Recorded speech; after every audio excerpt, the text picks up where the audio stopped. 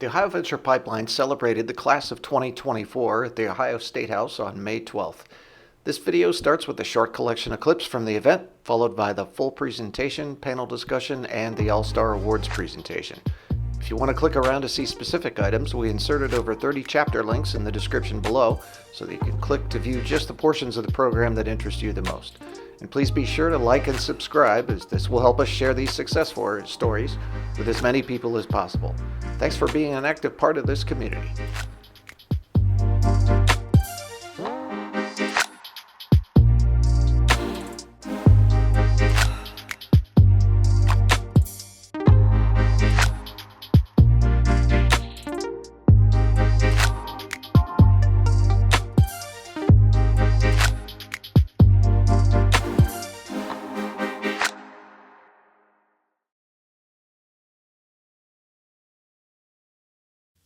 Well, welcome everybody, and good afternoon.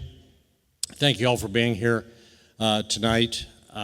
This is the fourth event that has been put on in the Ohio Venture Pipeline model. I'm Hugh Cathy, local health tech leader, member of our host committee, as are some of you. You know, it's inspiring to see how far this community has come just in the last 2.5 years or so. When I first heard about the Ohio Venture Pipeline, I thought it made perfect sense. We need that. We need the information. We need the knowledge, and we need people to connect over it. So we're going to kick off tonight with J.D. Davids, our founder. He'll have some great insights into the content of this evening's meeting. A lot of you already know J.D., but for those of you who don't, let me give you a quick snapshot. J.D.'s a proud native of Dublin, Ohio, and a graduate of The Ohio State University. He's also a Marine Corps veteran.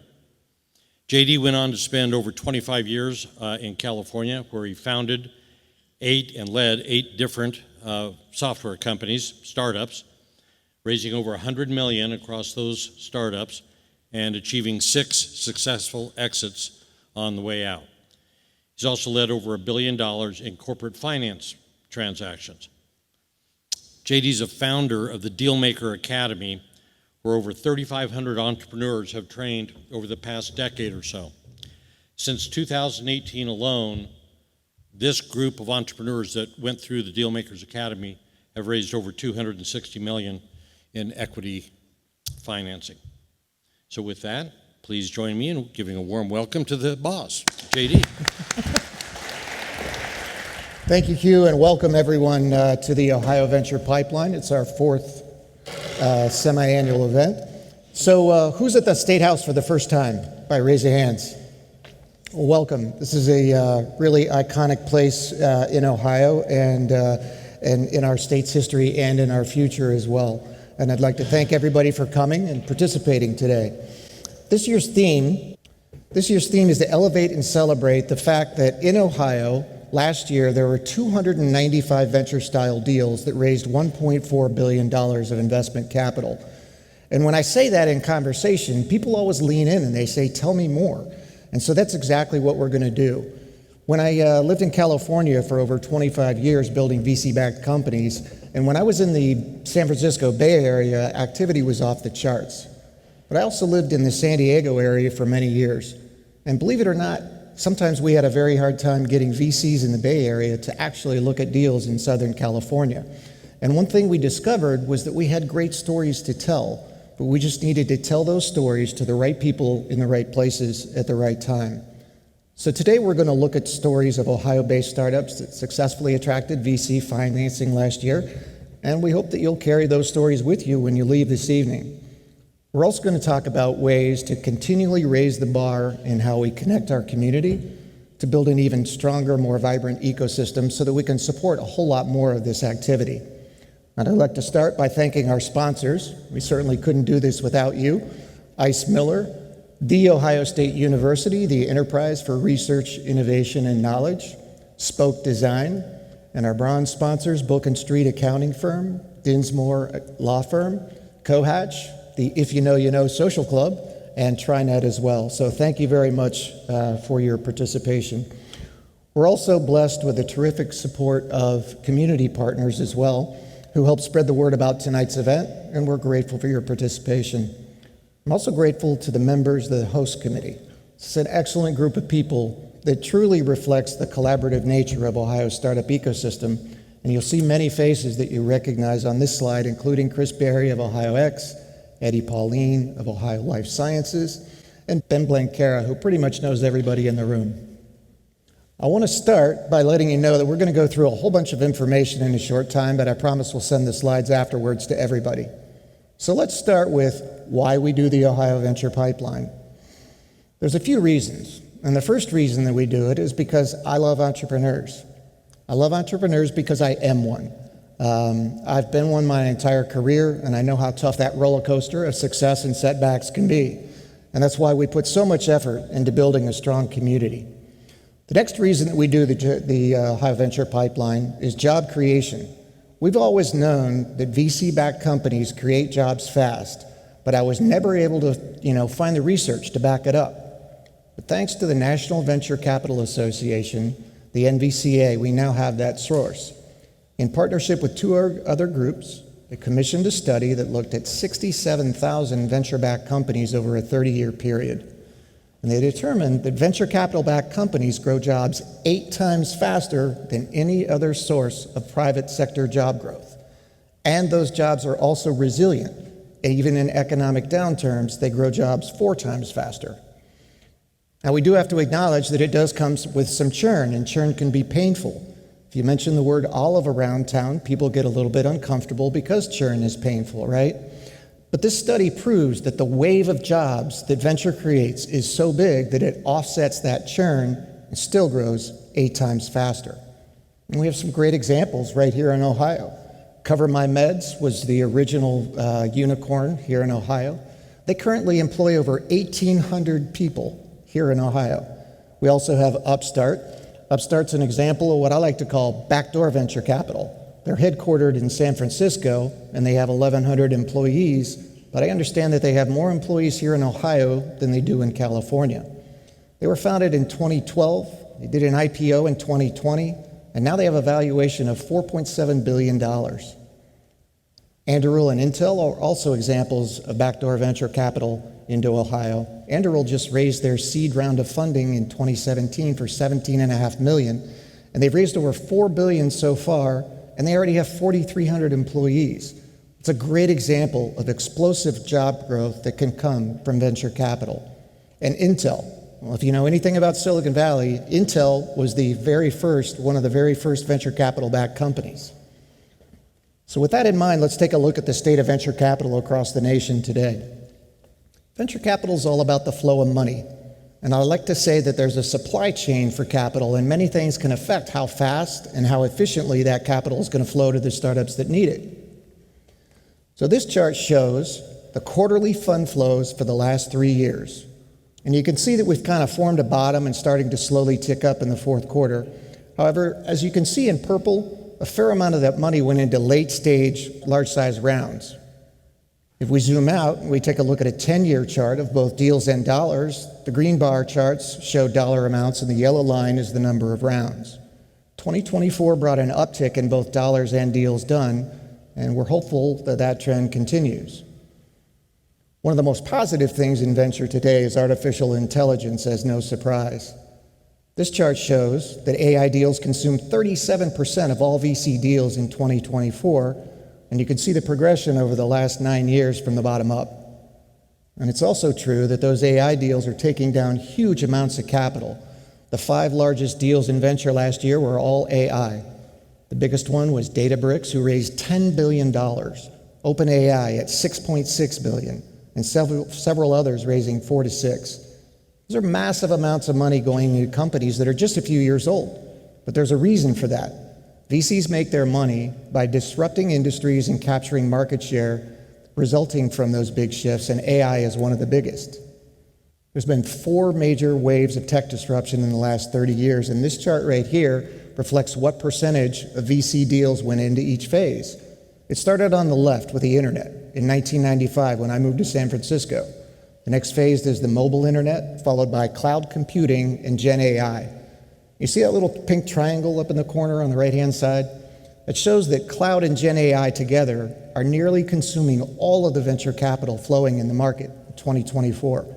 So if you're an entrepreneur looking to raise money, cloud and AI is where the money is flowing right now. But while AI continues to dominate the headlines, it doesn't operate in a vacuum. The pace and direction of venture capital are impacted by larger forces.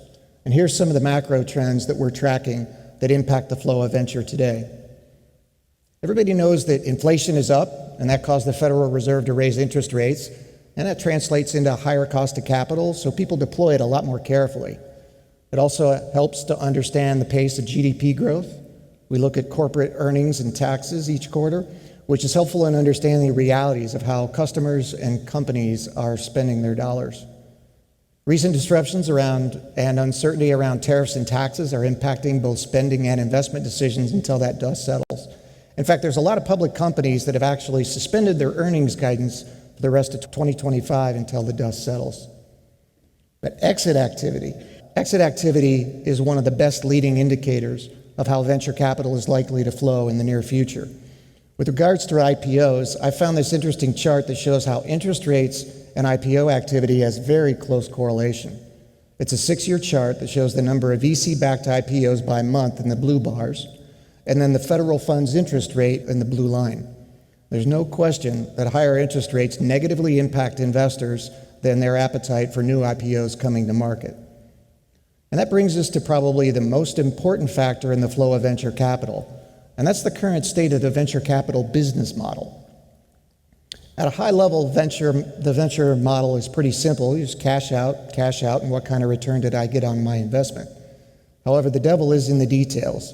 You see, when you put your money in, it's locked up for 10 years, and then you get your cash back out in the form of distributions from exit proceeds from IPOs and M&A. So when exit activity is down, it really hurts the VC business model, and there is no quick fix. So how bad is the problem? Let's take a look. This chart looks at the cash in and cash out equation for limited partners who put their money into VC funds. The blue area at the bottom shows the dollar value of VC-backed exits every year back to 2000. And the blue line shows that the ratio of capital put in, where you compare the capital coming back out, and it's not looking good. We're seeing an all-time high in that ratio. That means that VCs are taking in 4.5 times the amount of capital that they're paying back out in distributions. And the takeaway from this slide is essentially that until exit activity picks up, the flow of venture capital is going to be constrained compared to the past. But there is a silver lining. The amount of dry powder that's sitting inside those VC funds is also at an all-time high. More than $300 billion of money sitting in VC funds that has not been deployed. And I'm confident that this money is going to get deployed over the next several years. And the reason is because VCs don't get paid their fees on the money on this chart. It has to get deployed in order for them to get paid. Due diligence might take a long time, and valuation probably isn't going to be where you want it. But VCs will be deploying this capital. So what's an entrepreneur to do in these market conditions? Well, the first thing is to realize that the rules of the game are different in this type of an environment. When things are going well, the VC game is pretty much top-line revenue growth at all costs, because revenue is one of the key factors in determining the valuation when you do your exit. And when things aren't going the way we like, the game quickly changes to cash is king. And VCs start asking, how long is it going to take for you to get profitable? And the second thing to realize is that the average time between funding rounds is on the rise. Let me show you what I mean. This chart came from Carta, and on the left side you see in black, it shows the median years between seed and Series A. And you can see that in 2024, it's at an all-time high of 2.1 years. The right side in orange shows the median time between Series A and Series B, and that's also at a peak of 2.4 years. So the takeaway from this slide is you should probably extend your forecast of how much cash you need to raise in order to account for these conditions. And the most important thing is to watch your cash burn rate very carefully in this environment. David Sachs was the COO at PayPal and the founder of Yammer, and now he's a VC at Kraft Ventures. And David talks about the cash burn multiple. It's a measure of capital efficiency. So to calculate your number, you take the net cash burn of the company and you divide it by your net new ARR, which is your annual recurring revenue. And if your number is above 2, he recommends making some adjustments. And if you can keep it below 1, then you're being extremely capital efficient. And I think that's what a lot of investors are looking for right now. It's hard to do, but those are wise words from an experienced hand at this business. So with that as a backdrop, let's take a look at how capital is flowing in Ohio specifically. And first I want to tell you how we compile the data. We collect data from multiple sources, and we spend a fair amount of time correcting errors and inconsistencies. And then we create custom tags for funding stage, geography, and industry. And because we're a grassroots collaborative group, we like to share this information freely in a pay-it-forward kind of way. And this was one of the first things that we did in San Diego to grow the amount of venture capital activity. We published a list that as many people as possible could see, hear, and share these stories. It's all about storytelling, so we hope you can join us in that effort. However, we don't claim to be perfect. No database is perfect, so if you have any additions or corrections, we'd love to receive that information and update our data lake. To submit an addition, just please email us at data@smartmoneyventures.com so we have an opportunity to update our information. So when I say data lake, let me show you what I mean. We've been doing that scrubbing and tagging of all the venture-style deals across Ohio every quarter for the last 3 years. That amounts to 778 deals that have raised $5.2 billion. For every deal, we're collecting over 40 data points. So we've got 35,000 data points so far. And that puts us in a unique position to do some fascinating data analytics on Ohio's deal flow. So today is all about the 2024 deals. So let's dive into that data. During 2024, Ohio-based companies at a high level raised over $57 billion in financing. And here's how all that money breaks down. In blue, you can see most of it was large public companies with $35 billion last year, followed by debt deals in brown for $17 billion. Then comes private equity with $2.6 billion. And venture capital is that little 2% sliver at the dark blue at the top with $1.4 billion, along with grants at just under $1 billion. Now this chart is based on dollars. Let's look at what it looks like from a deal count standpoint. And here you can see that about half of the deal volume was 295 deals to be exact, were venture capital and angel deals. And that's the part that I personally care about, because that's where I've lived most of my career. So we've got 295 deals in venture. Let's take a look at how big they are. We had one really big deal last year that raised $100 million, and we're going to take a look at that one later. Another 38 companies raised at least $10 million, and another 97 startup companies in Ohio raised at least $1 million, but less than $10 million. And in the under $1 million category, we had another 90 companies. Let's take a look at how it breaks down by industry. Life sciences raised the most money with over $635 million last year, followed by technology and software at $483 million, and the rest was spread among professional services and the other categories as well. So that's the dollars. Let's take a look at how it breaks down by deal count. So life sciences and tech and software each had a little over 80 deals last year, followed by professional services and other industries as well. But the most interesting slide is where we show the deals by stage of development. So from left to right, we had 34 incubator deals last year in blue, 35 pre-seed deals, and the seed funding category is pretty obvious, the largest at 118 deals. To the right of that, we had 33 Series A, we had another 23 Series B, and on down the line.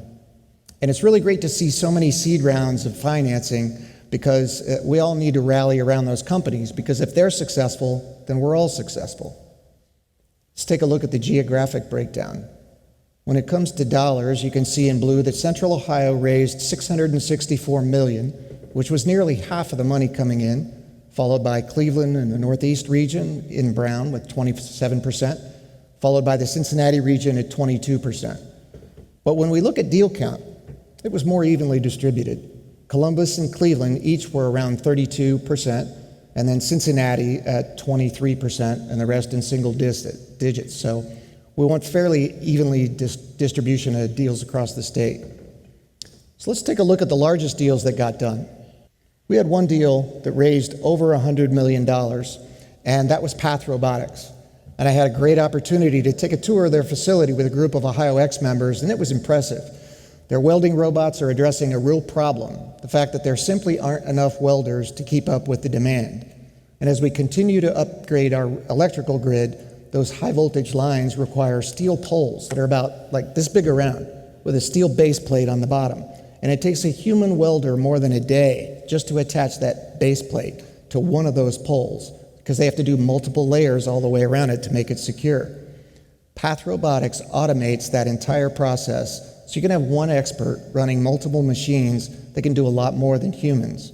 So if you're interested in robotics, I definitely encourage you to check out their job openings.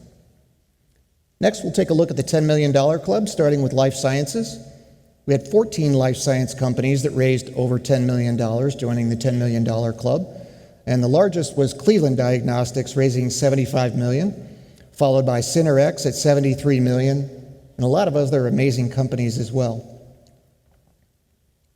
Another 5 deals in the life sciences. Let's take a look at the biggest deals in technology. These are the $10 million deals in technology. In 2024, SAT Watch raised $40 million, and they recently announced another large round. Champ, who we have Shane on the panel, they raised $18 million, and you'll have an opportunity to hear from him. And an excellent group of companies that raised over $10 million in that industry. In professional services and other industries, I'd like to highlight local power to hydrogen. And Dr. Paul Matter is here with us today. They raised $18 million in a round led by Rev1 Ventures with participation from Worthington Industries and a list of other VCs as well. But the startups that are coming out at the gate with seed rounds are the ones that we really need to help the most. 118 of them in Ohio last year. So we grouped those by industry and geography. And so when I send these out, it'll be really interesting to take a look at that. On the left, you see the Cincinnati region had the most technology seed deals, followed by Cleveland and Columbus. This is life sciences. Central Ohio had the most life science seed deals, followed by Cincinnati and Cleveland. And here's manufacturing and advanced materials, followed by energy, food and beverage, automotive, and aviation. So we're planting a lot of seeds, 118 of them. And the hard thing about seed deals is accepting the fact that not all of them are going to graduate to the next stage. In fact, this chart from Carta indicates that only half of the seed companies are successful in getting a Series A round of financing. And that means that the other half are going to have to find other ways of growing their business or do a pivot to make it profitable. So the natural question for everyone in the room is, how can we help all these companies? And the simple call to action is to help them with introductions. They all need customers first and foremost, and when we email you this list of 270 plus companies, look through the industry tab and find 2 or 3 companies that you might be able to help.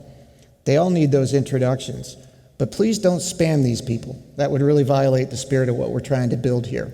But making introductions is the core of building any great venture ecosystem. Some of the most valuable people in an ecosystem are the super connectors, which is why all startups need a supportive, collaborative, and connected community. And we do have a great ecosystem in Ohio. Ohio Third Frontier and Jobs Ohio are some of the most unique programs in the country. The ESP program has done amazing work building a foundation of entrepreneurial activity and programs. And we have industry nonprofits like Ohio Life Sciences and Ohio X who advocate for and support their members building companies here in Ohio. But we also have Techstars in town now, and that's a huge win. And you may or may not know this, but Techstars has invested in over 6,500 startups since they started in 2006. So it's fair to say that Techstars and their team have done more in the United States than just about any other organization in launching and supporting early stage startups. In fact, Techstars is on their 3rd cohort right now. And Tim Grace put this slide together so that we can take a look at it. So yes, it's absolutely true that we are blessed to have the ecosystem that we have today. But one of my favorite board members used to always emphasize the question of, well, compared to what? If we say we got 100 new customers last quarter, of course, that's awesome, right? But how do we compare with our peers? How many new customers did they get? So let's take his advice and see how our ecosystem compares with other states. And of course, we know that most of the venture money goes to the coasts, but what's the competition look like across the heartland of America? Carta published this chart recently showing the percentage of total capital by state. And Ohio is showing 1.1%, Illinois is pulling 2.5%, Florida is pulling down 4%. Virginia and North Carolina, they're beating us at 1.2 and 1.4%, and Texas is kicking ass at 5%. But I think this chart shows that we've got some work to do. Remember the NVCA study that I mentioned at the beginning? 30 years, looking at 67,000 companies. So if you put these two things together, it's fair to say that Ohio's score is currently 1.1% for the competition for the fastest growing segment of private sector job growth. And I'm from Ohio, and we're used to winning national championships here, and I'd very much like to see us do more in this area. And it's not a pipe dream. I genuinely believe that we have the raw material to start a lot more companies and to do a lot more venture deal making here in Ohio.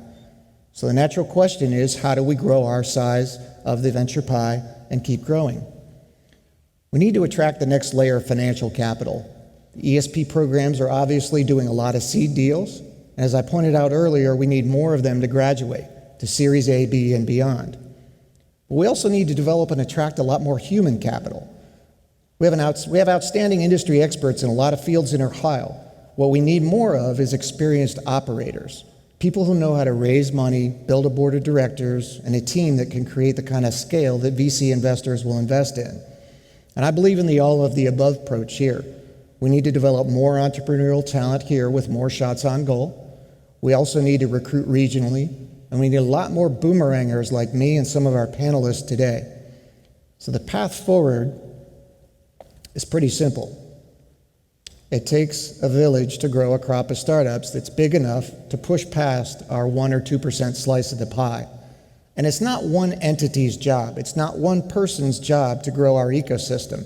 It's a we thing. It's everybody in this room collectively that are interested enough and care enough about it to show up and engage and ask, how can I be a part of this? How can I help?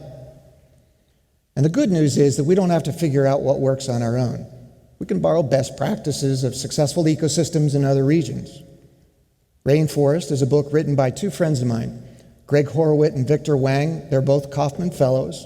And Greg had me come speak as a guest lecturer at the UC San Diego in the School of Public Policy about entrepreneurship and ecosystem development.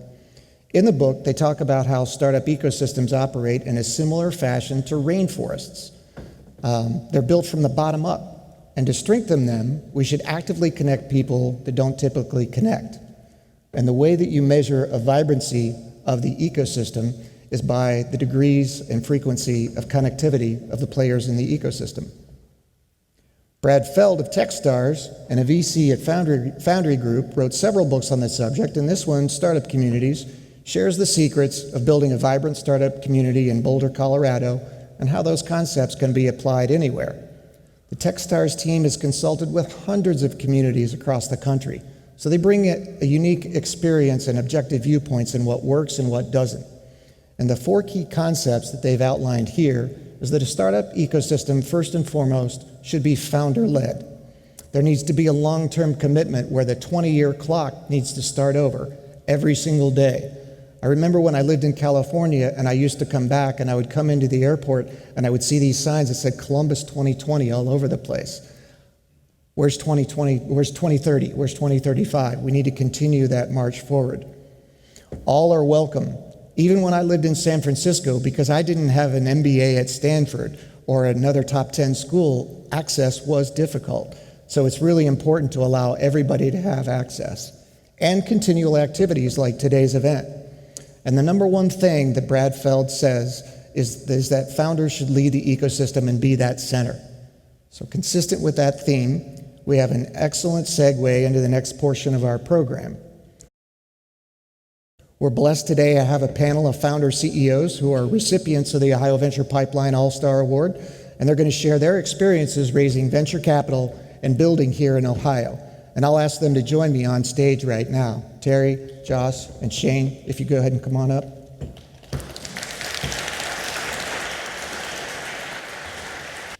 Let's give another round of applause to JD for that great presentation. That was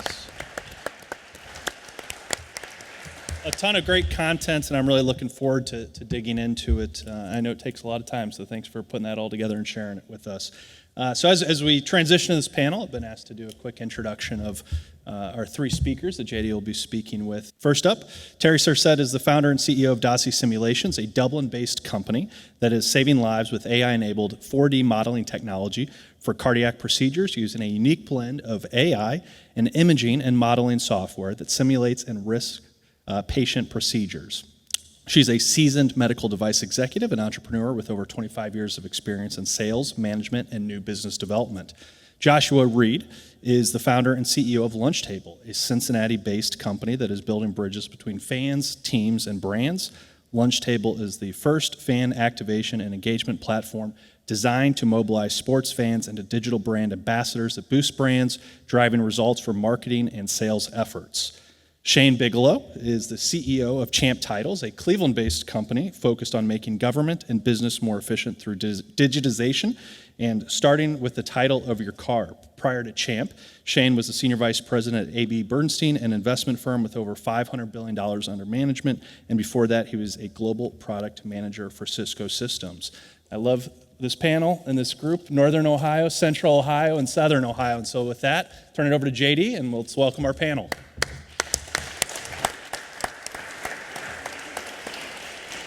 Excellent. Well, thank you all for joining us today and making the time to come. It's really great, and it's important to give more voice to the founders and CEOs that are building these companies, because I think you guys are some of the most courageous people on the planet. Thank you. Thanks for having me. Absolutely. So the first question is pretty simple. Tell us a little bit about your fundraising journey briefly, and sprinkle in some fundraising do's and don'ts, and we'll start with Terry down at the end. Right. So my fundraising journey, Daci's been... we implemented Daci in 2020, so we started in COVID. Built the entire infrastructure of the company in the first 2 years from Zoom. So, sprinkle that in. That was definitely, I don't recommend that to anybody going forward. It was unpleasant, but nonetheless, it was really, really hard to make connections over Zoom. I don't live in the state of Ohio currently. I am from Cleveland, but at that time I am living in Los Angeles, so I go back and forth. Also making it extremely difficult to fundraise.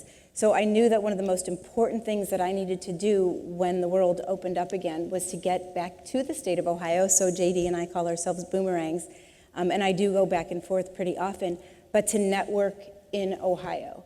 I can honestly tell you that I do a little bit in Los Angeles, but I don't really know many people there. And the reason that I'm successful here is because of the network that I've been able to build and establish with people like JD and Rev One Ventures really took us under their wing. So that's my biggest do, is to just really reach out and network like you've never networked in your entire life before. So I'm happy to hear that you were talking about that earlier. Absolutely. Josh? For sure. Well, good evening, everyone. Thanks for having me, JD. I appreciate the opportunity. So my first intro, Lunch Table was my fourth startup company. And so my first three were 100% bootstrap, and I really relied on relationships and mentors. And so when I came into Lunch Table, the concept, venture capital, was a completely new playground for me. For me, everything was about sales to stay alive. It wasn't about raising capital. It was about getting customers and building revenue to build your value proposition and product market fit. And so when I came with the concept of Lunch Table, I was introduced to Jumpstart via ESP in Dayton, Ohio. And I was one of separate companies selected to pitch to Jumpstart. I was the only company that's not venture-backed. I had no revenue, and my concept did not work. But I could demo the product, right? So, and this is 2020. My daughter was just born, so I'm a new father. My wife's an OBGYN in the Air Force. And so I got a lot going on, right? And so, but I had to present the concept as if it was this biggest thing alive.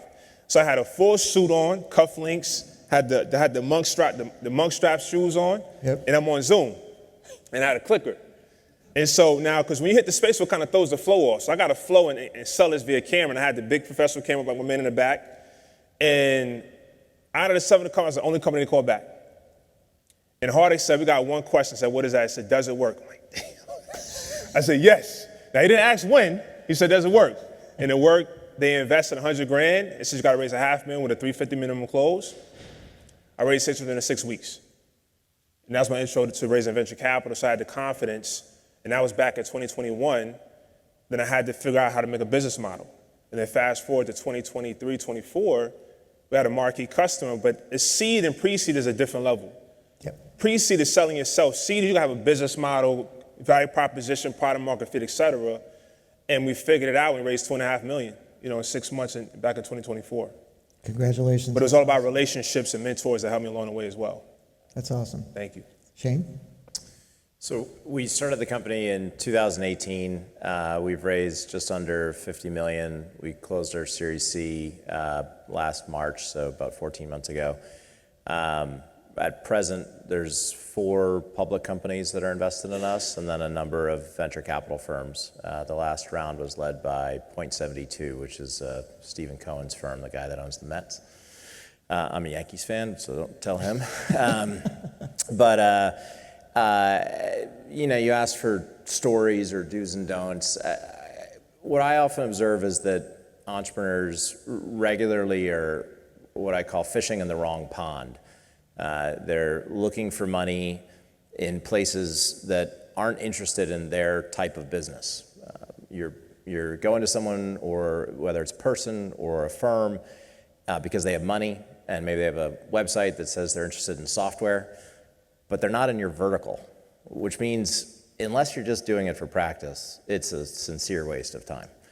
Because you need someone that wants to fish in your pond, that they're interested in what you're doing. And so then the second issue is, well, you start to whittle that down. You do some Googling or Crunchbasing or LinkedIn, or you're talking to people and you're networking. And then all of a sudden you say, oh, I've got these 10 great places to go.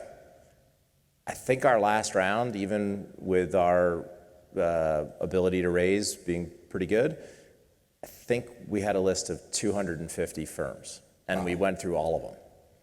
And so it's a numbers game to really find the ones that fit best for you. And I think what Terry and Josh indicated about relationships, it's also taking those relationships and putting the diligence into each of them to say, well, how big should my list be?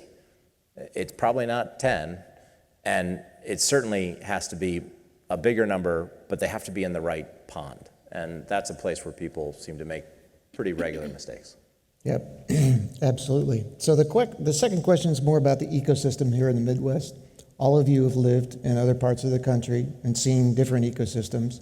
How would you compare and contrast what we have here with what's available elsewhere, and what worked and what didn't? Go ahead, Terry. I think the one thing that I've noticed is that the ecosystem here within the entire state is so intertwined between the university, Ohio State, obviously, Rev 1, Jumpstart, Ohio Life Sciences. Again, I think knowing that ecosystem and what parts go with what is really important when you're first starting off, because it goes back to what I said earlier about networking. You then have an idea of who to speak to.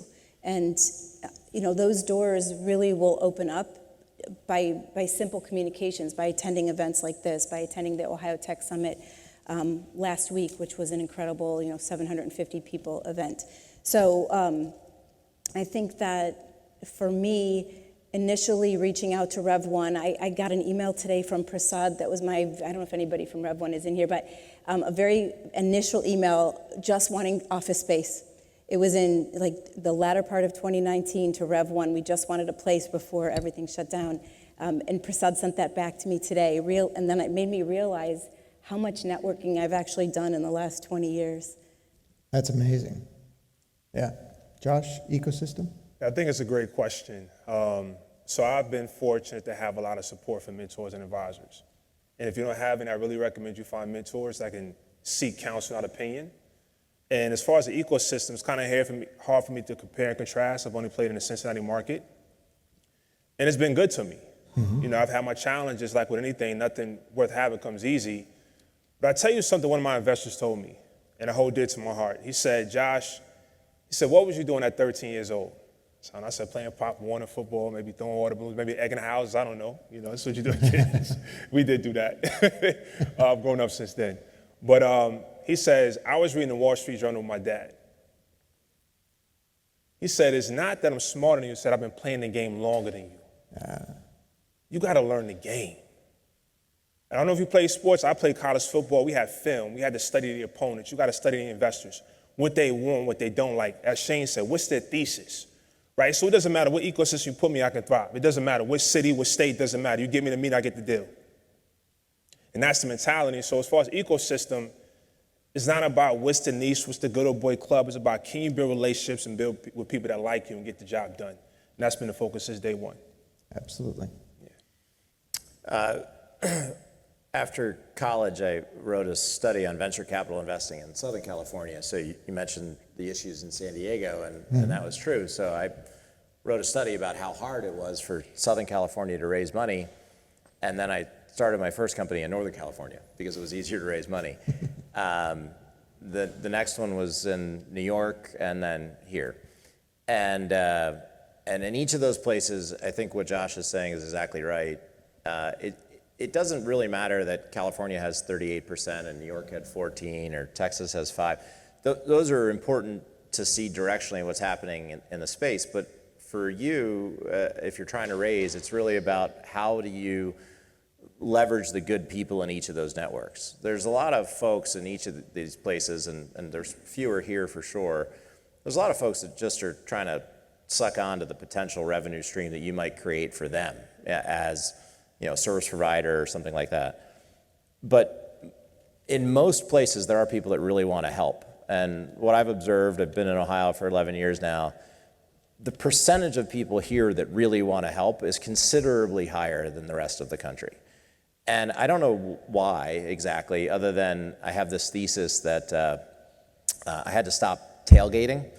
And when I say that in Ohio, people are like, you don't drink beer before a football game? I'm like, no, I had to stop driving really close to people because I drive like a New Yorker, and it frustrates me when they're going so slow, so I'll beat my horn, and they're like, oh God, you can't do that. I'm like, I know. It turns out I beat my horn at people I know. And so people here, by the proximity function, are just nicer. And I know there's the whole Midwest thing, but I think that actually bleeds into the way you fundraise. It's easier to ask people here for help. It's more commonly accepted. It's not look like a favor that someone's just trading to get something back. There is this community feel to the totality of the state, even obviously the stuff that JD's doing or Chris is doing.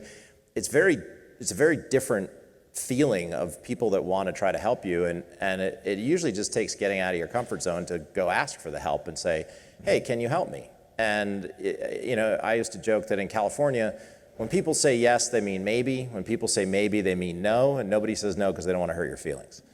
So it's really hard to decipher what they're trying to tell you. In New York, it's like expletive, no. So you know exactly where you stand. But here, there is this friendly willingness of like, hey, okay, let me see if I can help you. And I find that a lot of entrepreneurs don't necessarily take advantage of that. That is part of our ecosystem that we can share with the rest of the country and bring people here. And when people come that aren't from here, they're like, whoa, it is actually easier here. And I mean that as a compliment. Absolutely. Ry Walker talks about the speed of Silicon Valley compared to the speed of Ohio. And so you're right, it's definitely faster elsewhere. So the third question is all about advice for first-time CEOs in general. I'd say we have a fair number of entrepreneurs in the room right now. And overall advice, do's and don'ts, what you would recommend to people that are getting started or interested in getting started. Terry? I'm going to piggyback on what you just said, Shane, because my biggest piece of advice is to ask questions from everybody. Listen to it all. I had no idea what I was doing when I started, and it was scary to ask people that I knew had the answers. It was scary to admit that I didn't know what I was doing, but yet, I put on a very brave face and asked a lot of questions. That said, I knew that I had to weed out a lot of answers also, right? So every time somebody would tell me what to do, a lot of times it conflicted with what somebody else said should be done. And so I think being able to ask the questions and have the wherewithal to know what to ask, number one, being able to weed through the answers that you're told to drown out some of the noise, because there's a lot of noise. There's a lot of people that have ideas that are maybe different than the next person or different than how you feel. And then my last piece of advice, and I tell this to my kids, is to always do a gut check. Because if you're hearing advice and it doesn't feel right to you, chances are it's not the right piece of advice, or it's not something that will sit well with you and how you want to structure your business model. It's a really good point. They call it mentor whiplash. Mm-hmm. Yeah. Josh? For sure, it's a tough question. because it's probably one of the most important to aspiring founders. And I would say this: don't be fooled by the highlight reels you see on LinkedIn. By the what? The highlight reels you see on LinkedIn. Yeah. Most people don't see the moments when I was dead broke, holding my first child, my daughter, wondering if I was crazy for chasing this dream.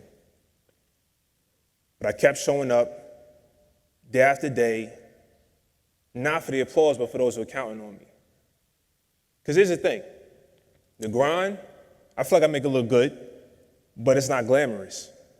But it's where greatness is built. So my advice to founders, because it can be discouraging when you don't get things when you want it, is to stay real, stay focused, and keep going. Because one fact I can tell you is that someone's future is tied to your perseverance. Totally agree. Shane? I think what I've observed is that a lot of times entrepreneurs, and I'm certainly guilty of it, we tend to get really infatuated with our product or our company or what we're doing. And when you're talking to investors, that matters for a portion of the conversation, but probably not more than a third of the conversation. What matters a lot more to the investor, because everybody has a boss, what matters to them is, how do I get my IRR? How am I going to get my return out of the money I'm giving you? Because you could have the niftiest idea in the world, but it doesn't matter if you can't articulate how are they going to get paid. They're not doing it as a charity, right? Even the entities that are nonprofits that were up on the screen earlier, all of those people have a boss. Someone's going to grade how they did, and it's going to be based on the success of where they put the money to work. And you have, part of the game, as Josh references, is really understanding what does your buyer want? And your buyer is the investor. So if you know what their IRR needs to be, you can figure out what your valuation is, you can figure out what you should ask, you can in terms of how much money, you can figure out what do I need to show them that I do relative to their other successes, because they're going to mimic their past successes. So if you ask them, what made your other portfolio companies successful? And they tell you, well, they had this growth rate and they showed this product adoption and they had this many people and this was their burn and this is when they turned profitable or this is when they hit a certain growth rate. And you can explain how you're going to do those things. It's really easy for them to put money to work because you just satisfied everything they're looking for. But all too often we get in the room and we're like, oh, let me tell you about the problem my technology solves. It's like, well, okay, that's like a small part of the problem for them. The bigger part is, how do they make the return that they're seeking? And we don't spend enough time coaching people in Ohio about that. We spend all too much time talking about the product, which is important. And maybe it's our manufacturing base or the DNA here. We're always proud of what we made, and we should be. But if you want to raise money, you have to meet your buyer where they want to be met. And where the buyer wants to be met is, how do I get my IRR? Yep, you got to understand the game that you're playing. Yeah. Yeah, absolutely. Well, the one thing that I would add on to that, one of the pieces of advice that I give to entrepreneurs all the time, is to spend more time with your customers and prospective customers than you do with investors. Because at some point, that's the whole game, is to really get on the jumping off point where you're starting to take in more money from customers than you are from investors, because then everything changes at that point and everybody wins. And with that, we're going to go ahead and open it up to some questions from the audience. If you have a question, I believe we have a roving mic. Katie, we've got one. If anybody has a question, you want to go ahead and raise your hand. And while people are thinking about that, I do want to throw that question out. Talk about how you approach your first customers and what were some of the things that you learned, because I think a lot of entrepreneurs are afraid to talk to customers because they're going to tell them their baby's ugly. Yeah, I'll Terry? never forget the first time we had to call a physician. So we're in the med tech space with the idea that Dr. Dossi, he has since left, he was here a minute ago, but that first ask of, will this technology help you? I'll never forget holding my breath, waiting to hear if that actually would. And it's always really hard to maybe not hear that your baby's ugly, but to hear that your baby could be walking faster or, doing something different. So it's hard to take that retrospectively. It was critical feedback to ask the right questions, to make sure that you're listening to your customer and you're making the changes, because ultimately they're the ones that, you're listening to their pain points. Josh, you just had a customer pivot, didn't you? Yes. So our initial value proposition was turning employees into ambassadors on LinkedIn for the companies they work for. So if you have 1,000 employees, each with 1,000 connections, that's 1 million combined that you could reach using our tech without paying a dime in advertising. And so we closed a pretty large fast food chain company in the US, in Texas. And that first year, out of fear I was gonna lose the contract, by having my relationship with the customer and taking feedback and being infatuated with the problem, not the solution, I learned that customers were the fanatics, not the employees. And so I shot a commercial in my house, like I was the face of the new ambassador program, completely hypothetical. And in that first year, I also built really good relationships with the executive team, the CEO, the CAO, the lead attorney, everyone that's in that senior leadership team, I built relationships with. And so I got a meeting with the CEO, and I pitched the concept and said, let's do a pilot. And the rest is history. Nice. Our revenue shot up and was able to close Marriott hotels after that meeting. And yeah, so it was all about building those relationships and wanting to fix the problem, not just being infatuated with your solution. Nice. Yep. Shane? Well, generally, your customers are super happy the moment after they first sign with you, and it can go downhill after that. So I'd ask them for a referral on day one. And it sounds like a joke, but it's actually pretty easy to do, right? You lock them down early on and say, hey, we're going after other business. Do you mind if I put you down as a reference? And then you see how they do as a reference. And sometimes they don't speak very well, or they can't articulate the message, or people for some reason when they say champ, instead of saying champ, they say champs. I don't understand it, but people mess up our name, our own customers. And then we're like, okay, maybe we should change the name. But I do think that asking them for referrals and asking them to be a reference is maybe the best thing you can do with your customers right out of the gate. And then the moment you do something that they're really happy with, ask them to join a podcast, ask them to be in an article with you or an advertorial that you pay for if it's not an article where it's earned media. And it's easy to forget to do that. You get caught up in it, you're just happy it went well, but it really is important to ask them for that. And it doesn't really matter the size of the customer. It just matters that they're willing to say nice things. And so it just takes some practice to be able to get used to asking that. And I did know that Josh was going to get up because he told us when he got here that he just got a great meeting in Vancouver with an investor, and he has to get on a flight at 7:00. But thank you, Josh. Have a good one, man. Raise that money. So with that, any other questions out there for the panel? Go right ahead, Pavel. Oh, okay. Oh, sorry. Go ahead. Thank you. So nice to meet you, Terry, Shane, JD. Of course, we interacted on LinkedIn. My name is Sid, first-time founder, built the company privately. It's a cybersecurity product. So I have a two-part question on the customer side, as you said. And we're spending a lot of time interviewing a lot of customers. So one side, it's what have you, in your experiences, have found that the customers were really happy in their own space and they didn't think they actually had a problem.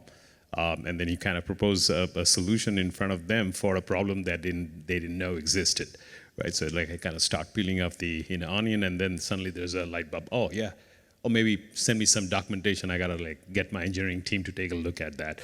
So that's one thing is how do you really approach those conversations when the customer basically thinks that they don't have a problem? So what solution are you selling to me at this point? So that's part one. Part two is that when do you know when not to pursue that customer anymore? It's kind of hitting a dead end, right? Because a lot of time we spend, kind of chasing some of these leads, which, doesn't take anywhere, whether it's from a financial standpoint, whether it's need, pain point, is it a mosquito bite or a shark bite, or just the motivation. So that's something Shane? we want to do. Well, I think on the front end of I'm a big believer that you have to really understand your customer pain, and that good sales teams or good executive teams spend a lot of time figuring out what is the pain that our subset of customers is experiencing, and does our product actually solve that problem? Because then I also am a believer in probative selling, where you're never really telling them about your product, you just are asking them. My rule with our sales team is, I need you to ask as many questions as you possibly can, and right when it feels socially awkward to ask anything else, ask one more. And very rarely do people get pissed, but sometimes they do. But then you know you've really done your job, because then you've led them to, okay, you told me all of these things. If I had this, would it solve your problem? Because you've really done a pain analysis. So on the front end, I think pain analysis is more important than, is our solution going to solve their problem? It's more, what's your pain? And then answering honestly, does it solve the problem? The second part of when you leave customers, I think they just fall in three tranches, right? All the CRM software tries to overcomplicate it. I think it's really easy. It's just green, yellow, and red. And you allocate 10% of your time to anybody that's in the red that you just feel is kind of wasting your time, but you could be wrong. Like entrepreneurs, I say there's no one in the history of our company that has made worse or more expensive decisions than me, and I want it to stay that way. And so since I'm often wrong, I have to allocate some time to those in the red, allocate about 30% of the time to those in the yellow that I'm trying to move along, and 60% to the green. And if I allocate that way, I know that even if I only have one or two potential customers in the green, but I allocate all my time to them, I'm gonna land them. And so that time allocation is really crucial to not really saying, well, when am I going to leave it? It's just how much you've gotten too much of my time and you're in the red in my mind, so I just can't allocate more time to you. That's the metric I sort of use. That makes sense.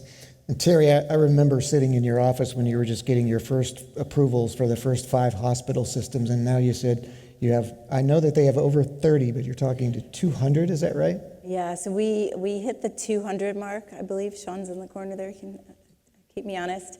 200 accounts. There's in my world, there's 810 or so structural heart facilities in the United States, and we've just hit close to 200 in an active engagement. We have, I believe, what, Sean, 35. It changes every day. Sean, keeps track. How many? We have 35 contracted accounts as of today, and another 32 or so in negotiations, like the final stages of negotiation for contract. But I'd like to tack on to your thoughts, to just one final piece of advice. Don't be afraid to ask. Like we'll get to a point, and Sean and I will play good cop, bad cop for just probably a little too long than we'd like, but then just flat out asking them. Like, it doesn't seem like this is probably going to solve your solution. We'll be done. And you'll be very surprised at how many people will come back around and say, no, it really does. Let's figure out a way to work together. One of the guys on my team, his favorite line to say to somebody is, it doesn't feel like we're a fit for you. Yep. And he's not a salesperson, he's a technologist. The salespeople go bonkers, right? Because they're worried they're going to lose the sale. But it actually works really, really well to test the thesis of, like, are they actually interested? Because a lot of times they're like, oh no, that's not what I meant at all. And you're like, oh great, we're back. But then sometimes they're like, nah, I think you're right. And you're like, great, time to go. Sure. Be efficient with your time. That's one of the most important things. And I think that's a great place to put well, I guess we'll take one more question. Hi, my name is Pavel. So I was managing remote teams like all my life, especially for the past 10 years. It's all like I have like a global team. And before the COVID, when I try to talk to like investors, they say like, oh, if you have a remote team, that you have no team, blah, blah, blah. And after the COVID, things changed. And one of my favorite jokes was like, I was preparing to COVID before even the COVID. So I had all the processes. And now my team is in Europe, in South Africa primarily, so I get some competitive advantages utilizing global team. And I'm curious from like Ohio ecosystem and investors. So how do they look at the startups at the seed stage, where they have a team primarily like in Europe and South Africa, different parts of the world, And are there any examples here who raised with such like a global distributed teams? How distributed is your team, Shane? Not very much. I do observe. I don't know, and I couldn't speak to if they would look at a global team in some sort of disparaging way. I struggle to think that if you satisfy their IRR requirements, they're really going to care. I genuinely don't think they will. I do observe that when we're on calls and investors ask, well, where's your team? And I say, 70, nearly 80% of them are in Cleveland. They're like, oh, great, okay. So I think there's a comfort factor that's driven from that. I'm not sure it's been any sort of differentiation to our valuation or ability to raise or anything like that. I think it's just a box checking moment so they understand. But anything that there's lots of things we don't check the box on, but we can answer the IRR questions pretty well. So IRR trumps all. So you can have any other bad feature and they'll be fine if you get the IRR. Yeah, I say the same thing. We're very lucky. Our team is pretty much located in Central Ohio. We have a couple stragglers in San Diego and in Texas. So we don't have the global reach from an advisory board. But you're right. If you're hitting that number and you can share with them, I don't think they care where you're sitting. Absolutely, as evidenced by the fact that you were able to raise money, which is great. Well, that's a great place to put a bow on it right now and go on to our All-Star Awards. But please join me in thanking our panel.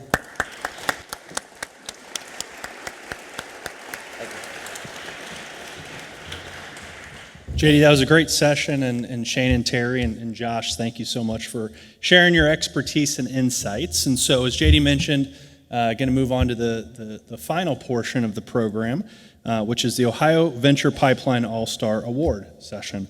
This recognizes 21 standout companies for their quality of their investment syndicate, along with the disruptive potential of their business model. Nominees were collected from the community and solicited feedback from the host committee members and other leaders in Ohio's startup ecosystem. Companies received a gold-framed All-Star Award in the form of a deal tombstone, which is a common way to memorialize the success of completion of an investment deal, recognizing the amount of the deal and the investors who made the investment. Oversized versions of this award are in the rotunda, I believe. This is the atrium, right? Yep, for the happy hour, so you can check it out, the big ones. But right now, what we're going to do is going to turn it back over to JD for the presentation of the award. So, JD. Awesome. Thank you, Chris. So the first one that we're awarding this time is Ascent Solutions, and the CEO, Archie Scott, I believe, is here. Archie, if you want to come ahead and join us up on stage. Ascent Solutions raised a $1.2 million seed round from investors, including our friends at Jumpstart Ventures in Cleveland. And they also raised money from the Advanced Manufacturing Fund and also Magnet, which is a partnership with the Ohio Department of Development. I love this technology because Ascent makes composite traffic barrier systems that are designed to save lives, dollars, and time. Roadway construction is all around us in Columbus, and those concrete barriers are really expensive to build, haul, move, and quite honestly, they're just not all that safe. They have a video on their website showing a truck coming at it at a 45-degree angle, and it literally bounces right off of it. So when you go into the rotunda and you check out the tombstones, look in the lower right-hand corner of each one, and there's a QR code. And that QR code will take you to their website, and they have this amazing video of how they're doing that. The next one is Cleveland Diagnostics. Cleveland Diagnostics CEO is Dr. Arnon Shade. He's here. Thank you, Dr. Arnon. Cleveland Diagnostics raised a $75 million round that was a combination of a Series E and a debt financing. Investors include Novo Holdings, which is the investment arm of pharmaceutical giant Novo Nordisk. Their headquarters is in Denmark, along with Cleveland Clinic Ventures, the Jobs Ohio Growth Capital Fund, with a debt portion provided by Symbiotic Capital, which is based in Los Angeles.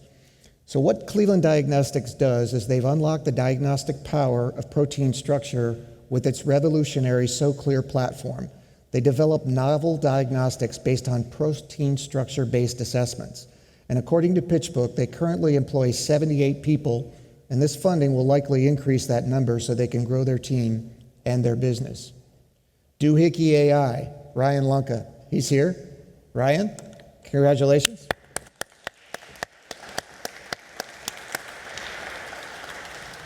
Doohickey AI is one of our early stage favorites. They raised a $720,000 pre-seed round from Drive Capital, and they're graduates of the Techstars Columbus, powered by The Ohio State University. Doohickey AI provides a conversational low-code platform for building systems integrations. They help companies in retail, commerce, and supply chain. FinOpsly, CEO Karen Jane. I believe Karen is here. FinOpsly raised a $1.2 million seed round from Hyde Park Ventures based in Chicago, along with Centrifuge Capital based in Cincinnati. FinOpsly is the first AI-native agentic FinOps platform purpose-built for modern enterprise navigating the complexities of multi-cloud data and AI workloads. The next one is FuseBase, which is formerly Nimbus. Pavel, right here in the front row, congratulations.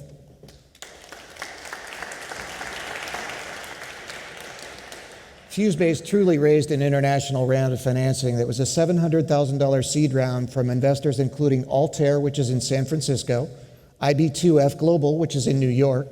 The pre-seed fund to succeed is in Portugal, the Smart Capital Partnership in Delaware State, and Yellow Rocks is in San Francisco. FuseBase is pioneering the use of AI co-pilots specifically tailored for professional services to streamline operations. The platform is an end-to-end hub for client and team interactions. Next, Power to Hydrogen. Dr. Paul Matter is here. Congratulations, Dr. Matter. Power to Hydrogen raised an $18 million Series A financing that was led by Rev1 Ventures and a large group of investors that include Air Liquide, the American Electric Power Foundation, Asahi Kasei, which is in California, and a group of investors coming from Germany, Belgium, and Vancouver, Canada, as well as local giant Worthington Industries. It's really impressive to see the group of investors that have come together to build this company. What they do, Power to Hydrogen is a world leader in advanced industrial electrolysis. The company's technology cost-effectively and efficiently converts renewable electricity and water into high-pressure hydrogen. Next is Vixiv. I believe CEO Aaron Chow is here. Let's give him a round of applause. Vixiv is an AI-driven product design platform that automatically identifies optimal engineering solutions, and they're based in Cincinnati, Ohio. The next one is the largest deal in 2024 in Ohio was Path Robotics for $100 million Series D financing. Investors include Drive, Matter, Addition, and some other very large. Tiger Global is probably one of the largest VCs in the world right now, along with some of the others that they have there. Ovation Medical, they're based in Columbus right here. There's a $22 million Series C financing. Investors include Asahi Kasei, Shangbei Capital, Angelini Vestors, which is based in California, Arboretum Ventures, and our own Jobs Ohio Growth Capital Fund. The one I really want to point out here that's interesting to see is the corporate investors, and you'll see them sprinkled throughout a lot of these deals. Medtronic is invested in this deal, so it's really encouraging to see a blend of local investors as well as corporates that are putting money into these companies, and we can use more of that. Battleface raised a $10.8 million Series B financing led by HSCM Ventures and Alumni Ventures. Drive participated in the deal as well. CellX Technologies did a $6 million seed round. Investors include Alloy, Cleveland Clinic Ventures, Echo, Keiretsu Form, and I've done a lot of work with them in California, and the Robotics Factory as well. Docket raised a $2.7 million seed round led by the Ohio Innovation Fund with participation from Advantage Capital, Jobs Ohio Growth Capital Fund, Jumpstart Ventures in Cleveland, North Coast Ventures, which is also in Cleveland, and you see Bounces in the deal, M25 out of Chicago as well. Eagle Electronics, Mark Kwame was one of the founders of this company recently, $13.7 million Series A fund. This is great to see the Ohio Fund rolling a lot of investments, along with participation from Asymmetric Capital Partners, another one that's on one of the coasts. Neurotherapia, $12 million Series B financing, led by Cleveland Clinic Innovations. This is great to see. The Alzheimer's Drug Discovery Foundation, Brain Trust Accelerator Fund, Everybody's familiar with the Dolby sound products. They made a lot of money, and now they're investing in companies, including Neurotherapia, right here in Gates Mills, Ohio. RWX raised a $7 million seed round from a single investor, Quiet. I believe that they're based in New York as well. Seam raised a $3.5 million seed round in July.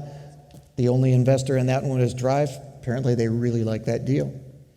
SMB raised a $1 million seed round from a combination of Fire Road. I believe Christy Johnson is with us, isn't she, from Fire Road down in Cincinnati. Christy, great to see you. Thank you for coming. And Collide Capital as well. So a lot of the investors in these companies that have representatives here tonight. So as you're in the rotunda for the happy hour, please be sure to take advantage of going up and introducing yourself and talking with them about some of these deals and how they were able to bring other investors along with them. Stack Pharma is one of those backdoor venture capital deals that I mentioned before. Their headquarters is actually based in Denver, Colorado, but they have a lot of employees here, and you can see there's a wonderful group of Ohio investors from Cincinnati Children's, Jobs Ohio Growth Capital Fund, Nationwide Children's, Rev One Ventures, Stout Street, and UH Ventures in Cleveland as well. Tembo, Rye Walker's company, they raised a $14 million seed foundation in July. Great Point and Alumni Ventures were in that deal. It's great to see Bearcat Ventures from Cincinnati in the deal, Centrifuge as well. Venrock is one of the largest venture firms in the world, and Venrock was one of the first investors in Intel. Action Streamer raised a $2.4 million Series A round led by Jumpstart Ventures, but Cincy Tech, JDM Capital, Vine Street Ventures, and Venture for America were in that deal as well. And last but not least, Anduril. Even though they're not headquartered in Ohio, everybody knows that they've announced that they're building the gigantic arsenal Near Rickenbacker Air Force Base. As I mentioned before, in 2017 was when they raised a seed round of $17.5 million. And now, what is it, just a few years later, $1.5 billion Series F financing, and they have huge investors that are in this deal. The one that I want to point out most is General Catalyst. General Catalyst is one of those venture firms that has gotten so big that they actually acquired Summa Health. Summa Health is the healthcare system in Akron. And so they actually have a group of 6 companies that are in their portfolio at General Catalyst that are going to transform how healthcare is done using artificial intelligence. And instead of coming to Ohio and knocking on the door of all of the hospital systems and say, hey, would you please use our 6 software products? They said, no, let's just go buy the whole hospital system for $500 million and we'll just do it ourselves. So they're going to use that as a test case. So it's interesting. I don't know if anybody ever saw, there was the movie Test City USA about entrepreneurship in Ohio several years ago. And I think this is a great example of a gigantic firm based in San Francisco that's coming out here and really using Ohio as a place to test some of their newest products. And it's exciting to see that. So with that, that concludes the awards presentation. And now I invite you to join us all in the rotunda for the happy hour. And I encourage you to check out the tombstones of all of these deals, because every single one has not just their investors, but a description of the company, what city they're in, and if you hit that QR code, it'll go to their website. So that's consistent with the theme of what we started with at the very beginning, is in Ohio, we have great stories to tell around venture, and I'd ask you to join us in telling those stories and passing these along and telling more people as you leave this evening. So thank you for joining us.